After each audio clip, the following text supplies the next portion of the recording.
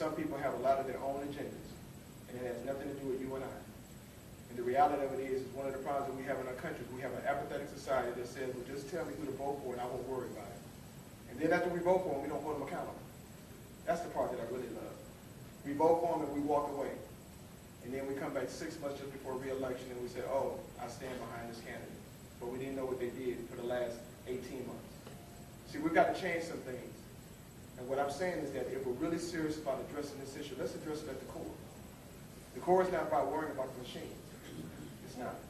Because the machines are going to be there. Look, this is the 21st century. Things are going to evolve, just like most of you in this room on Facebook and Twitter and MySpace and whatever else you may be a part of. That's just going to be. But let's get back to the hand-to-hand and face-to-face conversation that we need to be having and give people a challenge that they get educated and become aware. Many of you didn't know that the first day of voting was March 15th, did you? That's sad to think about, isn't it? That this is our country. I served 21 years in Uncle Sam's Army. It saddens me how many people have no idea of what's really going on in our community. And we talk about May 4th, and that's the last day to vote, not the first. Early voting this year, ladies and gentlemen, it ain't going anywhere. Accept it.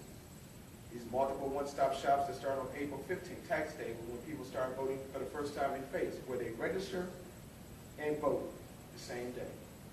You think that may cause some voter fraud problems? Are you understand what I'm saying? And how many of us have gone down to Raleigh, to the Capitol, and made sure that we communicate with our legislators to let them know how we feel about certain issues? Or do we just wait for them to come to our neighborhood and tell us, re-elect me? And we're okay with that? You see, we've got some real challenges. And I don't profess to say the Republican Party has all the right answers. I'm not going to lie like that. But I think we've got some good answers. And I think there are many good Democrats as well. But we've got to decide as a nation that we want to take our country back. And we've got to decide as a nation that we're not going to be apathetic and complacent and talk about it as somebody else's problem when I'm not doing my part to make the difference. We've got to decide that we're going to get real about the real issues and not just talk about the surface issues. We talk about the symptoms, but really not the problem. We've got to make those decisions. And I think if we look at 2010, we have an opportunity to do some things different, but really, it's going to take some time because we didn't get here overnight, and we're not going to correct these problems overnight. But it's going to take some committed people like yourselves who are here, who said, I see a better tomorrow. And I want to make sure that my children have the freedom that I have today. I want to make sure that we have a legitimate, and whoever's elected that, whether we supported them or not, we're going to be behind them because we're all American. That to me is what we're all looking for.